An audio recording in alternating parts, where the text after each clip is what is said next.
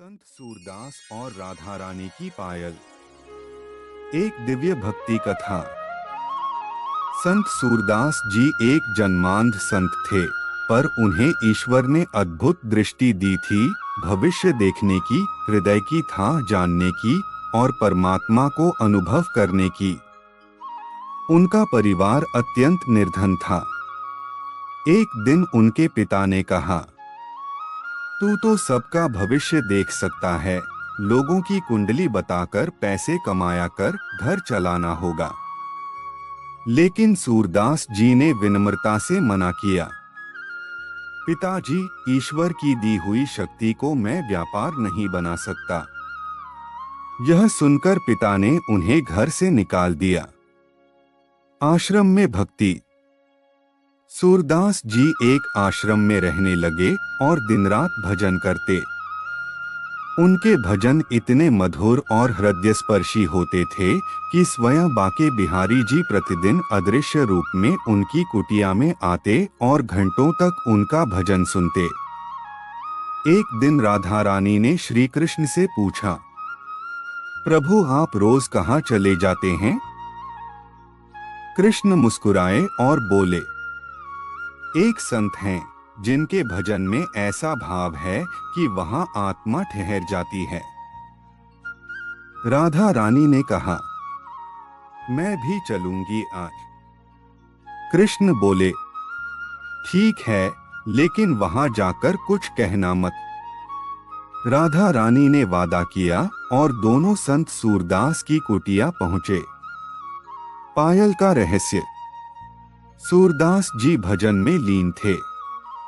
राधा रानी मंत्रमुग्ध थीं, लेकिन जब भजन की एक खास पंक्ति आई तो उनके मुंह से निकल पड़ा, वाह! भजन रुक गया। सूरदास जी ने समझ लिया, आज कोई दिव्य आत्मा यहाँ आई है। वापसी में राधा रानी की एक पायल गिर गई, जो सूरदास जी के हाथ लगी। उन्होंने उसे छूते ही अनुभव कर लिया कि यह साधारण पायल नहीं, यह राधा रानी की है। जब राधा मंदिर पहुंची तो उन्होंने देखा कि एक पायल गायब है।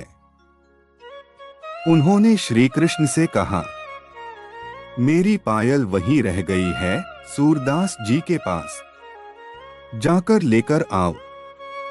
पायल लौटाने की परीक्षा। श्री कृष्ण अकेले संत सूरदास जी के पास पहुंचे और बोले, बाबा, मेरी मित्र की पायल यहीं रह गई है, क्या आपने देखी? संत बोले, हाँ, देखी है। ये लो। पर मैं अंधा हूं, कैसे मान लूं कि ये तुम्हारी मित्र की ही है? इसी बीच कोई और आकर झूठा दावा करता है, ये मेरी पायल है। अब श्री कृष्ण बोले, बाबा, मैं कैसे यकीन दिलाऊं? संत सूरदास बोले, जिसकी पायल है उसे साथ लाओ, मैं पायल को उसके पांव से छूकर पहचान लूंगा। श्री कृष्ण राधा रानी को लेकर आए। दिव्य मिलन। जैसे ही राधा रानी ने अपना चरण आगे बढ़ाया, संत सूरदास जी ने उनका चरण पकड़ लिया और बोले, अब नहीं जाने दूंगा। बहुत कठिनाई से ये दिन आया है। श्री कृष्ण बोले, अब नहीं जाने दूंगा। बहुत कठिनाई से ये दिन आया है। श्री कृष्ण बोले, अब संध्या आरती का समय हो रहा है, हम मंदिर नहीं गए तो सब जान जाएंगे। अब बात छिपी नहीं रह सकती। दृष्टि का वरदान। राधा रानी ने संत सूरदास जी से पूछा, बोलो संत, तुम्हें क्या चाहिए? सूरदास जी बोले, मुझे अपनी आंखों की रोशनी चाहिए। एक बार आपको और प्रभु को देखना है। राधा रानी ने उनकी आंखों पर हाथ रखा और चमत्कार हुआ। सूरदास जी की आंखों में ज्योति लौट आई। उन्होंने सबसे पहले राधा कृष्ण के रूप का दर्शन किया और नेत्रों से अश्रुधारा बहने लगी। उन्होंने उसी चरणों में पायल पहनाई जैसे भक्त अपने इष्ट को समर्पित करता है अपना सर्वस्व। अंतिम वचन। राधा कृष्ण चलने लगे। संत सूरदास जी बोले, माँ, अब मेरी आंखों की रोशनी वापस ले लो। राधा रानी चौंक गई। क्यों? अब तो तुम सब देख सकते हो, संसार देखो। संत बोले, इन आंखों ने आज आपको देख लिया। अब इस दुनिया में देखने को कुछ नहीं। अब मैं चाहता हूं ये नेत्र सिर्फ आप दोनों की छवि में ही सदासदा के लिए ठहर जाए।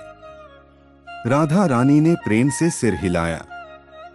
कथा वहीं थमी, लेकिन सूरदास जी की भक्ति कालातीत हो गई। संदेश। जिसने परमात्मा को देख लिया उसका संसार से मोह टूट जाता है। जो प्रेम राधा कृष्ण से जुड़ा हो उसमें दर्शन के बाद कुछ भी बाकी नहीं रह जाता।